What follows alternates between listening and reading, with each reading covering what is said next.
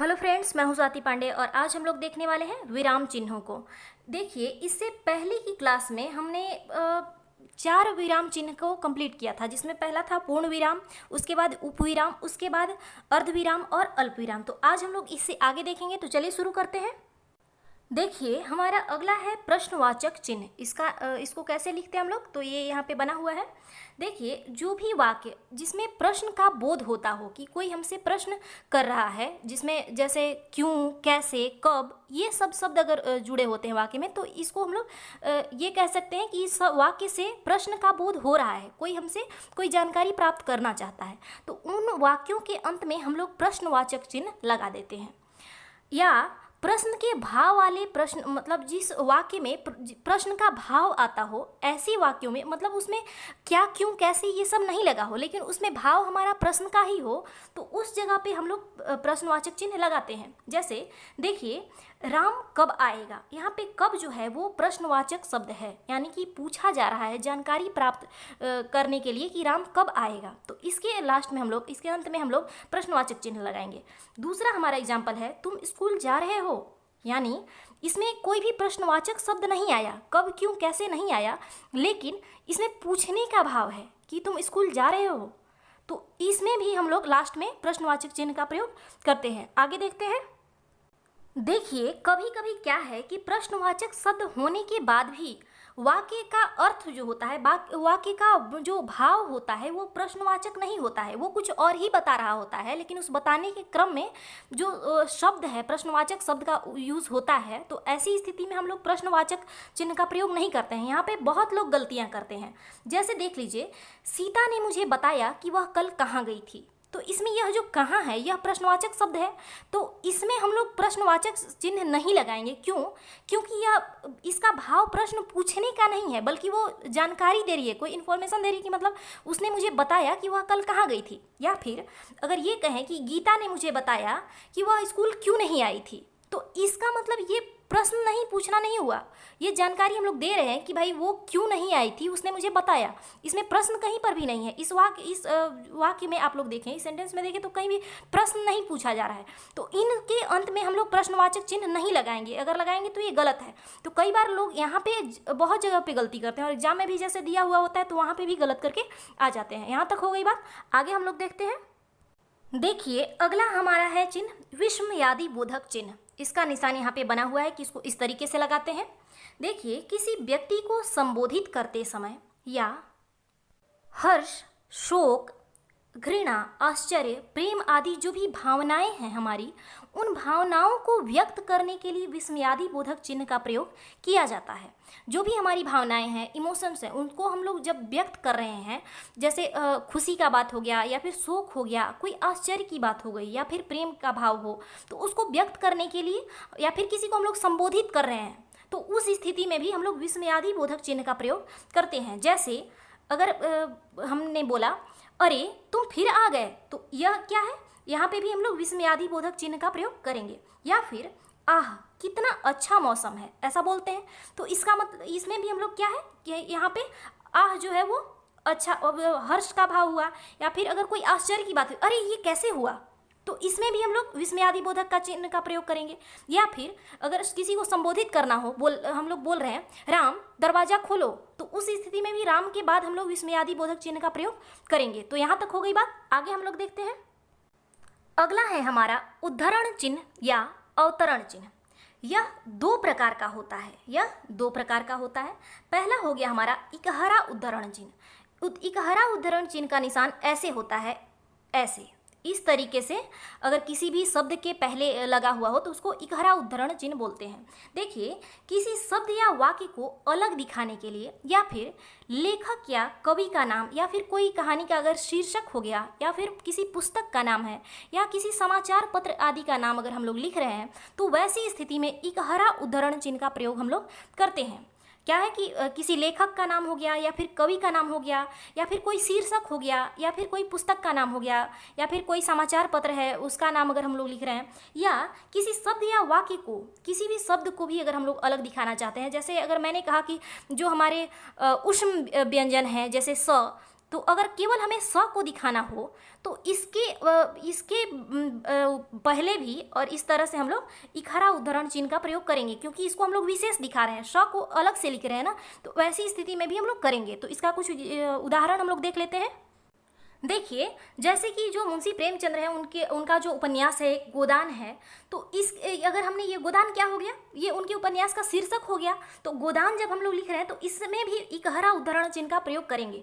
या फिर अगर हमें बोलना है क की मात्रा, तो क की मात्रा क को हम लोग ऐसे ही नहीं लिखेंगे, क्योंकि क जो है ये विशेष है, इसको विशेष रूप से दर्शाया जा रहा है ना, तो वैसी स्थिति में इसमें इकहरा उद्धरण चिन्ह का प्रयोग हम लोग करेंगे। तो यहाँ तक हो गई बात। दूसरा है उद्धरण चिन्ह में ही दूसरा जो दो प्रकार था, एक था इकहरा उद्धरण चिन्ह और दूसरा है दोहरा उद्धरण चिन्ह। तो दोहरा उद्धरण चिन्ह के बारे में अब हम लोग जानेंगे। कोई भी कहावत या फिर कोई प्रत्यक्ष कथन हो या फिर कोई प्रसिद्ध पंक्ति हो या परिभाषाओं आदि को लिखते समय दोहरा उद्धरण चिन्ह का प्रयोग किया जाता है। जैसे इनकलाब जिंदाबाद, यह एक प्रसिद्ध पंक्ति है जो कि भगत सिंह ने कहा था, तो इसे हम लोग दोहरा उद्धरण चिन्ह के अंतर्गत लिखेंगे। ऐसे ही नहीं लिखेंगे, दोहरे उद्धरण चिन्ह के अंतर्गत लिखेंगे। या फिर कोई अगर कहावत हो तो उसे भी हम लोग वैसे ही लिखेंगे। या फिर कोई प्रत्यक्ष कथन हो, जैसे स्वामी विवेकानंद जी ने कहा था, उठो जागो और तब तक मत रुको जब तक लक्ष्य की प्राप्ति न हो जाए। तो ये क्या है, ये प्रत्यक्ष कथन है, तो इससे पहले भी हम लोग यहाँ पे दोहरा उद्धरण चिन्ह का प्रयोग करेंगे। या फिर कोई परिभाषा है, विभिन्न तरीके की परिभाषाएं होती है, चाहे आप किसी भी चीज़ में, चाहे आप हिंदी की परिभाषा ले लीजिए, हिंदी में ही बहुत सही शब्दावलियाँ होती हैं, बहुत चीज़ होते हैं जिनका परिभाषा किसी विद्वान द्वारा दी गई होती है। या फिर आप कोई भी विषय पढ़ें, इतिहास, भूगोल, नागरिक शास्त्र, कुछ भी पढ़े तो उसमें कुछ परिभाषाएं दी गई होती हैं विभिन्न विद्वानों के अनुसार, तो उसको भी हम लोग ऐसे ही नहीं लिखते, उसमें हम लोग दोहरा उद्धरण चिन्ह का प्रयोग करते हैं। यहाँ तक हो गई बात। आगे हम लोग देखते हैं। देखिए, अगला है हमारा योजक चिन्ह। योजक चिन्ह, इसे संयोजक चिन्ह भी कहते हैं या फिर इसे सामासिक चिन्ह भी कहते हैं। इसको सामासिक चिन्ह या फिर संयोजक चिन्ह भी कहते हैं। इसका प्रयोग जो है वो निम्न स्थितियों में किया जाता है। कौन कौन सी स्थितियां हैं जिसके बीच में हम लोग योजक चिन्ह का प्रयोग करते हैं। यहाँ पे देखिए इसका निशान बना हुआ है, किस तरीके का होता है योजक चिन्ह। कई बार क्या होता है कि ऐसे बहुत सारे चिन्ह होते हैं जिनका उपयोग हम लोग डेली करते हैं, हर दिन लेखन कार्य में, लेकिन हमें पता नहीं होता है कि इस चिन्ह का नाम क्या है।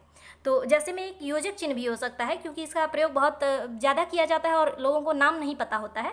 इसको हम लोग संयोजक चिन्ह या फिर सामासिक चिन्ह भी कहते हैं। एग्जाम में यहाँ से क्वेश्चन आ सकता है कि संयोजक चिन्ह कौन सा है या फिर सामासिक चिन्ह किसे कहते हैं या फिर सामासिक चिन्ह का अन्य नाम क्या है।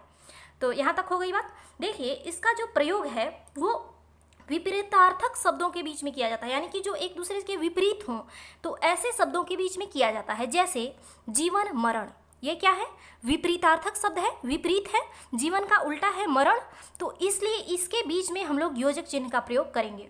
या फिर दिन रात, दिन और रात, तो यहाँ पे भी हम लोग योजक चिन्ह का प्रयोग करेंगे। ऐसे ही जो भी विपरीतार्थक शब्द होते हैं उनमें, उनके बीच में हम लोग योजक चिन्ह का प्रयोग करते हैं।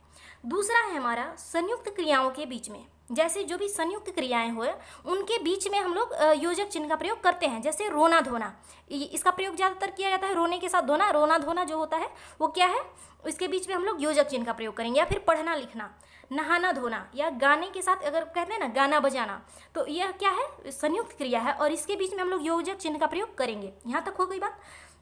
अगला है हमारा जब एक ही शब्द दो बार प्रयोग हो, दो बार, कई बार ऐसा होता है कि एक ही शब्द का प्रयोग बार बार होता है, तो ऐसी स्थिति में हम लोग बीच में योजक चिन्ह लगा देते हैं। जैसे साथ साथ, अगर साथ साथ लिखना हो तो वहाँ पे हम लोग बीच में योजक चिन्ह लगा सकते हैं। या फिर साथ लिख के, आप ये साथ लिखना जरूरी नहीं है, इसके बगल में आप ये ऐसे दो भी लिख देंगे तो इसको यही पढ़ा जाएगा, यानी साथ और साथ।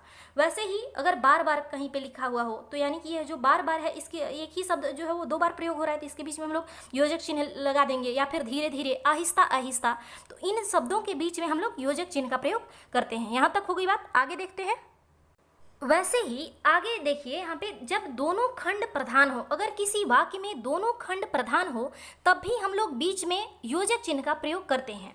जैसे कि अगर लिखा हुआ हो हवा और पानी, तो दोनों हमारे लिए उतना ही जरूरी है, जितना जरूरी हवा है उतना ही जरूरी पानी भी है। तो यहाँ पे दोनों खंड इसके प्रधान हो गए, तो इन शब्दों के बीच में हम लोग योजक चिन्ह का प्रयोग करेंगे। वैसे ही अगर लिखा हुआ होता दाल रोटी, या फिर दाल चावल। तो इनमें दोनों ही प्रधान है, दाल के बिना रोटी का या फिर चावल का कोई मतलब नहीं है, केवल वही जरूरी नहीं है, दोनों ही जरूरी हैं। तो ऐसी स्थिति में हम लोग बीच में ऐसे योजक चिन्ह का प्रयोग करते हैं। अगला है हमारा, जिस वाक्य में और जो है यहाँ इकहरा उद्धरण चिन्ह के द्वारा इसको प्रदर्शित किया गया है, और जो है वो लुप्त हो, और शब्द जो है वो लुप्त हो, तो वहाँ पे भी हम लोग योजक चिन्ह का प्रयोग करते हैं। जैसे लिखा हुआ होता है माता पिता, तो यहाँ पे क्या है, इसका मतलब क्या हुआ, माता और पिता। तो यहाँ पे और जो है ये लुप्त है, केवल माता पिता लिखा हुआ है, तो यहाँ पे हम लोग योजक चिन्ह का प्रयोग करेंगे। जैसे सीताराम, तो इसका अर्थ क्या हुआ वास्तव में, सीता और राम, लेकिन हमने यहाँ पे और को हटा दिया है और केवल सीता के साथ योजक चिन्ह लगा के राम लिख दिया है। तो यहाँ तक हो गई बात। आगे है तुलना के अर्थ में, अगर किसी वाक्य में किसी चीज़ से तुलना की जा रही हो तो और उस अर्थ में वहाँ पे सा सी ये शब्द लगाए गए हों, तो उससे पहले हम लोग योजक चिन्ह का प्रयोग करते हैं। जैसे अक्सर बोला जाता है दूध सा गोरा, अगर दूध सा गोरा है तो ये सा क्या है, तुलना किया गया, यानी कि दूध की तरह गोरा। तो यहाँ सा के बाद यहाँ हम लोग दूध और सा के बीच में हम लोग योजक चिन्ह का प्रयोग करेंगे। वैसे ही है फूलों सी कोमल, यानी फूलों की मतलब फूलों की तरह ही तुलना की गई है यहाँ पे, फूलों सी कोमल, तो इसके बीच में भी हम लोग योजक चिन्ह का प्रयोग करेंगे। तो उम्मीद है यहाँ तक आप लोग समझ गए होंगे। आगे हम लोग देखते हैं। अगला है हमारा सहचर शब्द।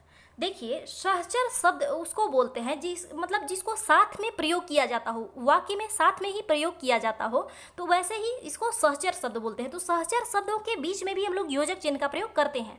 जैसे आपने सुना होगा कई बार लोगों को बोलते हुए सूझबूझ से काम लो, सूझबूझ क्या है ये, यह सहचर शब्द है। या फिर तन मन धन अर्पित हमने किया, या फिर तन मन अर्पित है, ऐसा बोलते हैं अक्सर। तो यह तन मन क्या है, सहचर शब्द है। तो इन शब्दों के बीच में भी हम लोग योजक चिन्ह का प्रयोग करते हैं।